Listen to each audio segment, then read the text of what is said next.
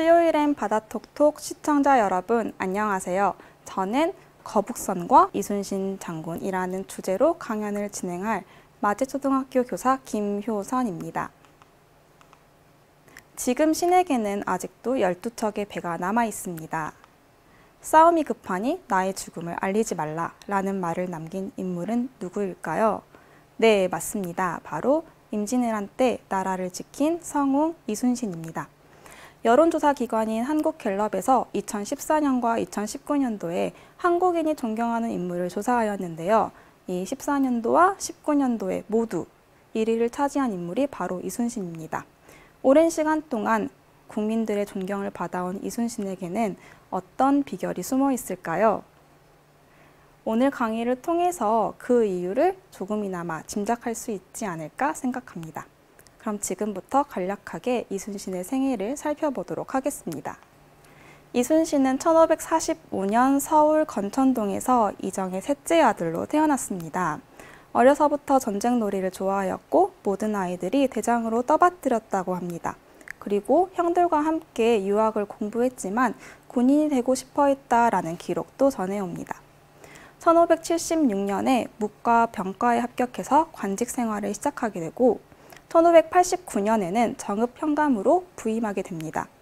그리고 1591년 좌의정 류성룡의 추천으로 전라좌수사에 임명됩니다. 좌의정 류성룡은 임진왜란 때 징비록을 남긴 1등 공신이었습니다. 어려서부터 같은 동네에서 이순신과 함께 자랐다고 합니다. 어린 시절부터 이순신을 봐왔기 때문에 류성룡은 그 인물 댐데미를 잘 알아봤던 것 같습니다. 이순신의 관직 생활 기간 동안 류성룡은 든든한 지원군이 되었습니다. 1592년 4월 12일에는 거북선이 완성되었는데요. 그 다음 날 4월 13일에는 임진왜란이 일어납니다. 이후 옥포해전, 사천해전, 당포해전, 한산대첩 등을 거치면서 이순신과 조선 수군은 우리 앞바다를 지켰습니다. 이순신은 1593년도에 삼도수군 통제사에 임명됩니다. 삼도수군 통제사는 충청도와 전라도, 경상도의 수군을 총괄하는 자리였습니다. 지금으로 치면 해군 참모총장격이라고 합니다. 하지만 정유재란이 일어나기 직전에 일본의 계략과 당시 이순신을 시기하던 세력의 모함을 받아서 1597년에 파직되고 맙니다. 이 자리에는 대신 원균이 올랐는데요. 이 원균이 이끄는 조선 수군은 7천량 전투에서 대패하고 맙니다. 조정에서는 부랴부랴 1597년 7월에 다시 이순신을 삼도수군 통제사로 임명합니다. 그리고 1597년 9월에 13척의 배로 133척의 적선을 무찌른 명량대첩이라는 커다란 승리를 거둡니다. 이후에 도요토미 히데요시가 죽고 일본군은 철수하게 됩니다. 본국으로 돌아가려는 일본군을 그대로 보낼 수 없었던 이순신은 명나라 수군과 연합해서 1598년 2월 노량 앞바다에서 치열한 전투를 벌입니다. 하지만 이 전투에서 이순신은 적의 총탄을 맞아 전사하고 맙니다. 이후 1604년에 덕풍부원군에 추봉되었고 이후 좌의정에 추증되었습니다. 그리고 1643년에 충무시호를 받았습니다. 이순신은 1592년부터 1598년까지 전쟁 중에 일기를 남겼는데 이 일기가 바로 난중일기입니다. 이 난중일기에는 임진왜란 당시의 상황이 담겨 있고 조선 수군의 상황에 대해서 담겨 있어서 역사적인 가치가 매우 높다고 합니다.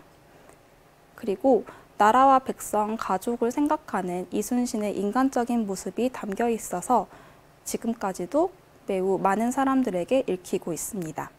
그 역사적 가치를 인정받아서 국보 제76호에 지정되었고 2013년도에는 세계기록유산으로 등재되었습니다. 난중일기 초고본은 충남 아산에 있는 현충사에 보관되어 있습니다. 이 현충사는 조선 숙종 때 충청도 요생의 상소를 통해서 건립되었는데요. 이 현충사에는 이순신 장군의 표준 영정이 모셔져 있습니다. 지금부터는 거북선에 대해서 알아보도록 하겠습니다. 거북선은 언제 제작되었을까요? 많은 사람들이 임진왜란 때 처음 제작되었다고 알고 있는데 사실 거북선은 고려 말 조선 초에 외적을 무찌르기 위해 건조된 것으로 추정됩니다. 거북선에 대한 기록은 태종실록에서 처음 나오는데요. 태종 13년 2월 5일에 임금이 임진도를 지나가다가 거북선과 외선이 서로 싸우는 상황을 구경하였다라는 기록이 있습니다. 그리고 태종 15년 7월 16일에 탁신이라는 신하가 거북선은 매우 견고하니 적이 능히 해하지 못합니다. 그래서 다시 만들어야 합니다. 라고 상소를 올렸습니다. 이후 거북선에 대한 기록은 180여 년간 등장하지 않다가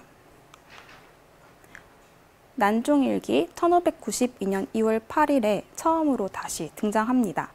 거북선에 사용할 돛배 29피를 받았다라는 기록이 있었고 1592년 3월 27일과 4월 12일에는 거북선에서 화포 쏘는 것을 시험하였다는 기록이 있습니다.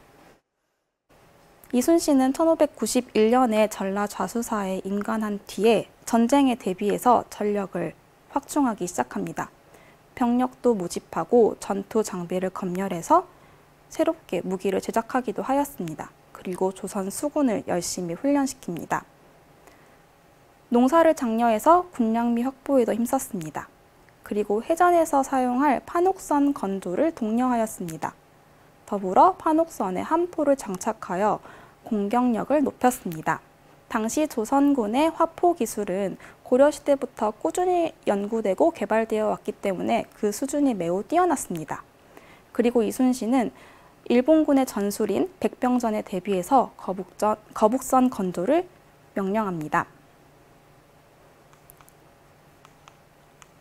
여기서 잠깐 우리나라의 주력 전선인 판옥선과 일본군의 전선인 세키부네 그리고 안타케부네의 구조를 알아보도록 하겠습니다. 판옥선은 소나무로 만들어서 매우 단단하고 견고했습니다. 그리고 판자와 판자를 연결할 때에 나무못을 사용해서 물을 만나면 부풀어 오르는 성질이 있었습니다. 부풀어 올라서 판자와 판자가 훨씬 더 견고하게 맞물렸겠죠? 그리고 이 판옥선은 바닥이 평평한 평저선이었습니다. 수심이 얕고 갯벌이 넓게 펼쳐진 서해안과 남해안을 항해하는 데에는 굉장히 유리했습니다. 그리고 바닥이 평평해서 방향을 바꾸는데 유리했습니다.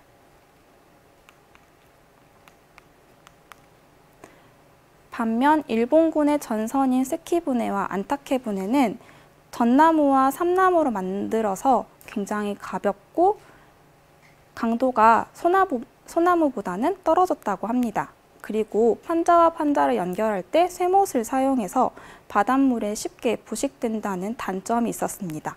그리고 배 바닥의 모양이 뾰족한 첨저선이어서 깊은 바다를 항해할 때에는 굉장히 유리하지만 우리나라처럼 수심이 얕은 바다에서는 불리했습니다. 일본군의 전술은 빠르게 배에 접근해서 그 배에 뛰어올라서 근접전에서 전투를 하는 등선 백병전이었는데요. 일본군은 전투 경험이 풍부해서 훨씬 더 전력이 강했다고 판단했습니다. 이순신은 그래서 이런 백병전을 최소화하기 위해서 많은 고민을 했는데요. 그 고민이 바로 거북선 건조로 이어집니다. 그러면 거북선은 어떻게 생겼을까요?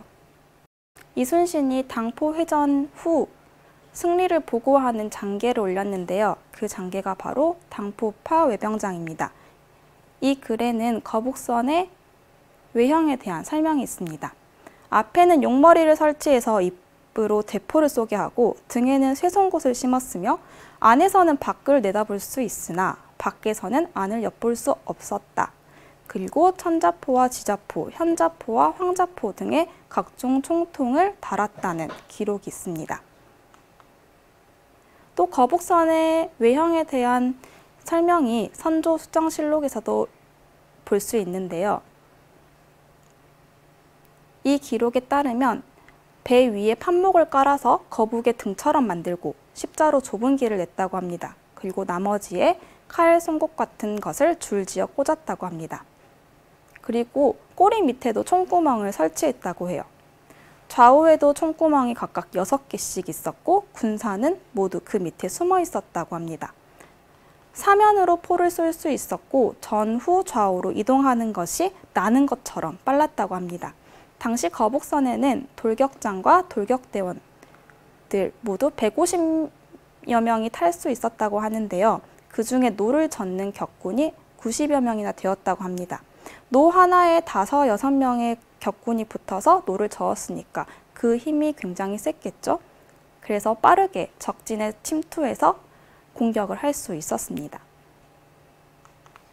그렇다면 임진왜란 때 거북선은 몇 척이나 있었을까요? 임진왜란기에 거북선은 2척에서 5척 정도 건조했던 것으로 추정됩니다. 난종일기 기록 속에는 3척의 거북선이 등장하고 조선 후기 실학자 이긍익이 쓴 연려실기술이라는 기록에도 한산대첩 때 3척의 거북선이 존재했다라는 기록이 있습니다. 나주읍지 그리고 임진왜란 때 전쟁에 참여했던 도노오카 진자에몬이 쓴 고려선 전기에도 거북선이 3척이 있었음을 증명하는 기록이 있습니다. 사대문계라는 문헌을 종합해 볼 때 이순신이 삼도수군 통제사로 역할할 때 거북선이 5척이 있었다는 기록이 전해집니다.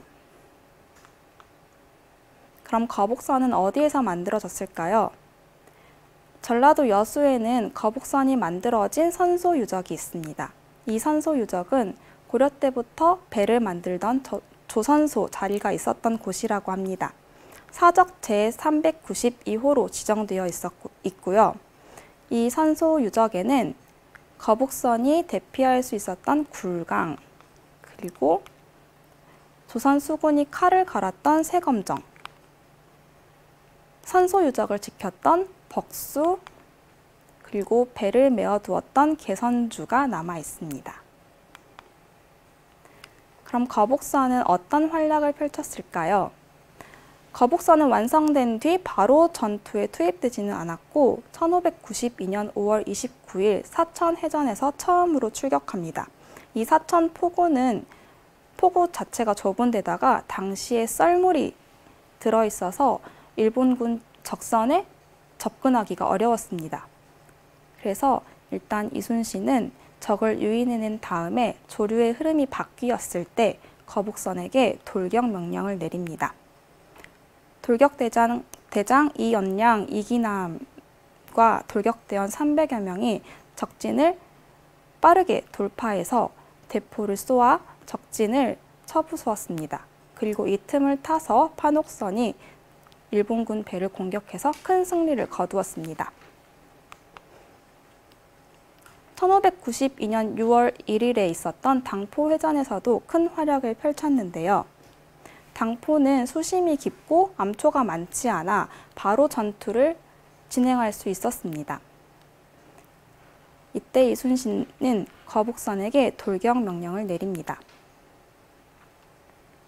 유성룡에게 보낸 편지에 보면 당포회전 당시에 기록이 남아 있는데요. 나각을 불개하여 여러 장수들을 지휘하여 동시에 포위하게 하고 먼저 거북선으로 곧장 쳐들어가 연이어 천자, 지자, 총통을 쏘아 그 충루가 있는 대선을 부수었습니다. 라고 당시 해전에 대해서 설명하고 있습니다. 그리고 세계 4대 해전으로 꼽히는 한산대첩에서도 거북선은 큰 활약을 펼칩니다. 한산대첩은 1593년 7월에 한산도 앞바다에서 이순신, 이억기, 원균이 거느린 조선 수군연합군이 일본 수군의 주력대를 무찌른 전투입니다. 이 한산대첩에서는 거북선 3척과 판옥선 56척이 출격하였습니다. 7월 6일 견내량에 일본군 적선이 70여 척이 정박해 있다라는 첩보를 받고 이순신은 한산도 앞바다로 적을 유인하여 하객진을 펴고 일본군을 격파합니다. 앙골포 전투, 한산도 전투 등 3차에 걸친 해전 끝에 적선 약 100여 척을 격파하거나 또는 납포했습니다. 이 전투는 우리 바다와 지형의 특징을 잘 알고 이해한 이순신의 지략과 수군의 용맹함이 함께 어우러져 큰 승리를 거두었습니다. 1597년 명나라와 일본의 협상이 결렬되면서 정유재란이 일어납니다. 당시 이순신은 일본의 계략과 이순신을 시기하던 세력의 모함에 휘말려 관직에서 파직되고 백의종군하게 됩니다. 그리고 삼도수군 통제사로 원균이 임명되는데요. 이 원균이 이끄는 조선수군은 7,000량, 지금의 거제도 부근에서 기습을 받아 전멸하고 맙니다. 그리고 이 전투에서 거북선 3척 모두 소실됩니다. 이 전투에서 경상우수사 배설이 12척의 판옥선을 이끌고 도주했는데요. 이후 조정에서는 이순신을 다시 삼도수군 통제사로 임명합니다. 이순신이 남긴 명언, 신에게는 아직도 12척의 배가 남아있습니다. 이때 이 12척이 바로 경상우수사 배설이 이끌고 도주한 그 판옥선 12척입니다. 이후 해전에서는 거북선 없이 판옥선과 협선 등으로 전투가 이루어집니다. 지금부터 이순신의 지략이 담긴 거북선 모형을 직접 제작해 보도록 하겠습니다. 먼저 바닥판과 앞판 그리고 뒷판을 연결하겠습니다. 앞판에는 용머리가 꽂힐 구멍이 있습니다.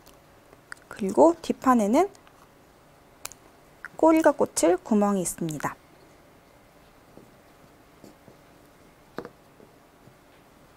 그 다음에는 배꼬리판을 연결하겠습니다. 이 배꼬리가 뒷판에 연결될 수 있도록 조립합니다.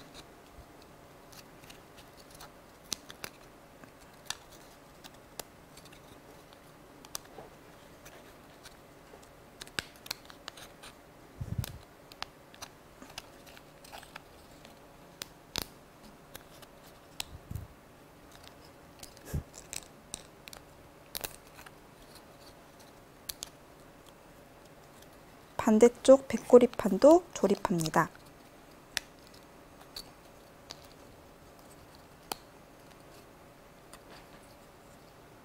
이 거북선 모형은 실제 거북선과는 차이가 있기 때문에 여러분들이 그 점을 감안하고 만들어 주셨으면 좋겠습니다. 다음으로는 윗판을 조립하겠습니다.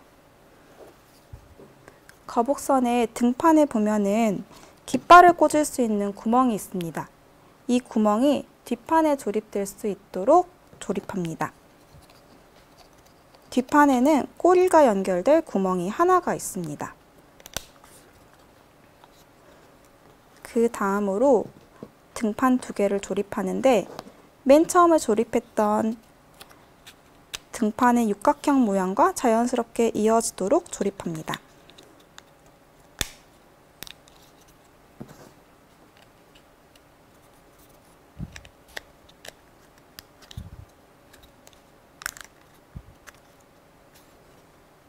다음으로 용머리를 조립합니다.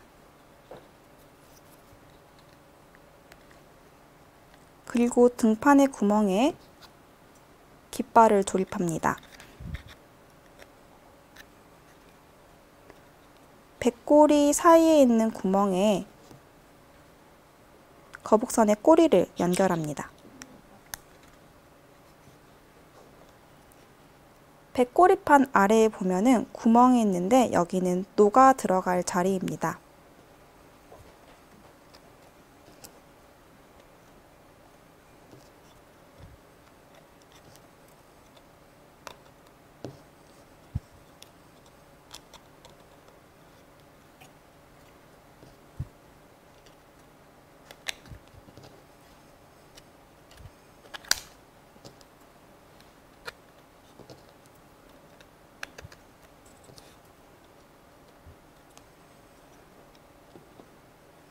자, 이렇게 오늘 이순신과 거북선에 대해 알아보고 모형 거북선까지 제작해 보았습니다.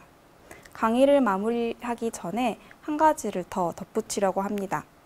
거북선이 적진을 돌격해서 적의 간담을 서늘하게 할 수 있었던 진짜 이유는 조선 수군들의 피나는 노력이 있었습니다.